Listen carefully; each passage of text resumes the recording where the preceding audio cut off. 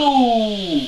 So two things. First of all, I wanted to talk about two books I've read this week as part of the Anti-Bullying Readathon. Also, recently my videos have been longer than I planned them to be, and I think this is because I'm talking too slowly. Hence, I will be talking faster, but hopefully not too fast. So during the week, I read Winger by Andrew Smith. This book really annoyed me, like so much. I don't know if the author intended the protagonist to just seem like an asshole, but he was the entire time. Even during the bit where he was being reformative and trying to fix his mistakes, he still came across as an asshole. Even if he's meant to sound like an asshole, as the protagonist, I should still have sympathy for him, and my level of sympathy was very, very low. Mostly because he kept on calling himself a loser when he was blatantly not being a loser. Like, making out with a girl, saying something really bad at the end of it does not make you a loser, because you made out with a girl. Get some perspective. I'm gonna do this one, so I'm gonna talk to this guy instead. He kind of scares me. Get some perspective! The book is set in a middle school or a high school in America, I don't know the difference. The guy here, the protagonist, is 2 years younger than everyone in his class. Which makes you think, hey, this guy must be really smart, but then he's not smart. Oh. Anyway, he gets picked on for being younger than everyone else and smaller than everyone else, and yeah, there is some bullying towards him during the book, but it's not that bad. Like, I know it's still bullying, but he needs to get some perspective. Like, his nickname is Winger, because on the rugby team, he plays a winger. That's his position on the team. That's not a bad nickname, and he's like, oh, woe is me, why couldn't I have something cool? You could be called Shouty or Fat Ass. Like, there's so many nicknames that you could have picked up that were actually slurs. Also, he keeps on calling himself a loser, and he's not a loser at any point, really. Everything bad that happens to him is kind of his own fault, and it's sort of said in a, oh, I'm such a loser, look at me, sympathise. And I don't, because you... The really good aspect of this book I found was the homophobia. One of his best friends is gay, and he's actually my favourite person in the whole book, like that character. It just misses the mark somewhat. Okay, slight spoiler alert. Halfway through the book, there is a violent homophobic attack. I, as a reader, think, wow, that's shocking. That's obviously going to be a large plot element. It's completely forgotten. The guy goes away for the weekend, he doesn't mention it until he sees the guy who was attacked and is like, oh yeah, that happened, and it's hardly ever mentioned again. Also, he's friends with this gay guy, and he keeps on saying, hey, I really like this guy, but not in a gay way. Yeah, I assumed that for two reasons.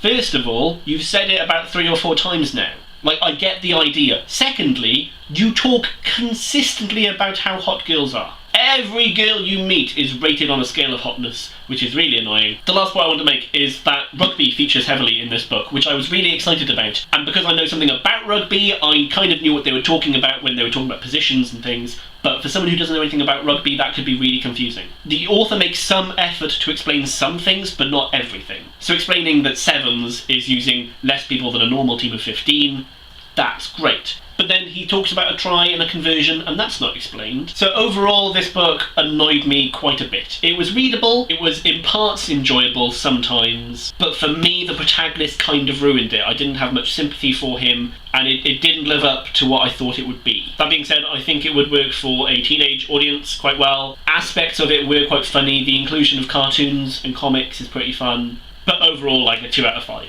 Like, unfortunately. I feel like a dick. Like, that was the most horrible I've been about a book in, like, a long time. I feel really bad. I'm trying to think of good things to say about it, and I can't. The reason I was reading this book was from a bullying perspective, and yes, that is in there, and he copes very well with it. So actually, I think if you want a coping mechanism for bullying, like, that's pretty good. Like, he does get over it quite well. So maybe it could be helpful. Maybe it could. That is literally the best stuff I can say about the book. The other book I read pretty much just this morning was Everybody Sees the Ants by A.S. King. Now this was a fine book. There were a few bits I didn't like, but mostly good book. Again, a teenage boy in a school. But during the day he gets bullied and he has a very hard time and he has a very bad relationship with his parents. At night he dreams about his grandfather who was missing in action in the Vietnam War. Like, it was assumed he was taken prisoner, but his body was never found. He was never released at the end of the Vietnam War. And that missing grandfather has kind of been like a Hamlet's ghost throughout for the family, especially for this guy's dad, because he grew up without a father. And it's really sad because he grew up without a father, so when his son has problems, he doesn't know how to respond, which is really heartbreaking. And at times you're just thinking, just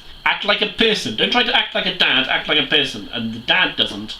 There was just a lot of family tension which built really well. I've read a couple of books about bullying, and this guy is badly bullied, but you often don't get the family's point of view so much. And this book focuses quite a lot on the discussions he has with his parents and how they respond to it. Because it must be hard as a parent when your child comes in and says, I'm being bullied. I mean, do you tell them to ignore it? Do you tell them to fight back? I think the problem with bullying is that there is no one answer to fix it, and this guy's kind of gone through everything. Like, he's tried to ignore it, he's tried to tell the teachers, he's tried to tell his parents.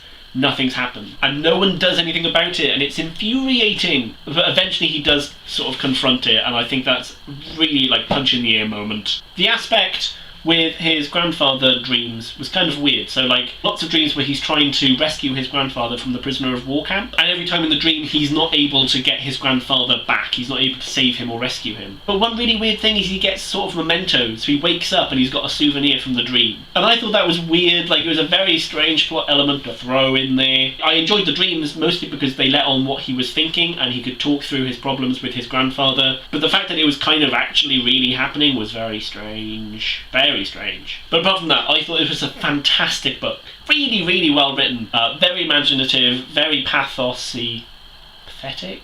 Emotive. Very emotive. A very realistic character, very likeable character.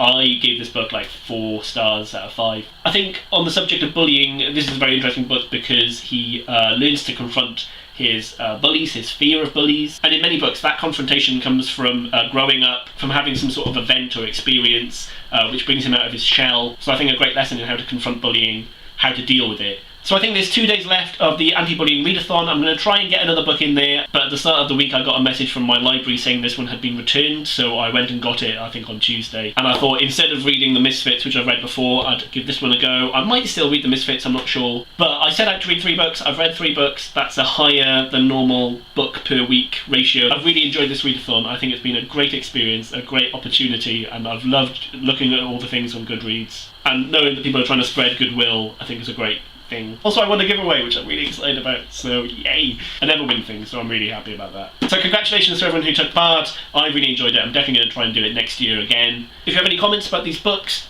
leave them in the comments. That's why they're called comments. I think it's kind of self-explanatory. I'd love to talk to anyone about these books or about the readathon itself. So congratulations to everyone who took part, and thanks for watching.